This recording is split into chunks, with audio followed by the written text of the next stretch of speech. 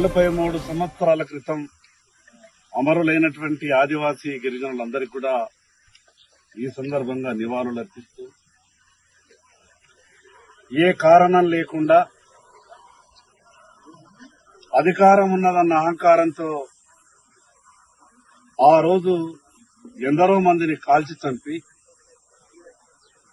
ఆ యొక్క కుటుంబాలను ఇప్పటి వరకు కూడా కనీసం ఆ కుటుంబాలను ఆదుకోవాలి, ఆ కుటుంబాల స్థితిగతుల మీద అధ్యయనం జరగాలి అనే ఆలోచన గడిచినటువంటి ఇన్ని ప్రభుత్వాలు వచ్చిపోయినా కూడా ఏ ప్రభుత్వాలు కూడా ఆదివాసీ గిరిజనుల గురించి ఆలోచిస్తారు. కేవలం ఏప్రిల్ 20 తారీఖు నాడు వచ్చి శ్రద్ధాంజలి ఘటించి రాజకీయ మాటలు మాట్లాడి తర్వాత ఆదివాసీ గిరిజనులని పట్టించుకోకపోవడం ఈ రోజు ఉన్నటువంటి ప్రభుత్వం కావచ్చు, గతంలో పాలించినటువంటి ప్రభుత్వాలు కావచ్చు, ఆ రకమైనటువంటి వైఖరి విడనాడి జరిగినటువంటి సంఘటన మీద ఏ పార్టీ అయితే ఆ రోజు అధికారంలో ఉండి అమాయకులైనటువంటి ఆదివాసీ గిరిజనులను కాల్చి చంపి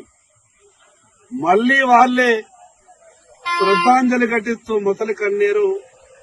పెట్టేటటువంటి పరిస్థితి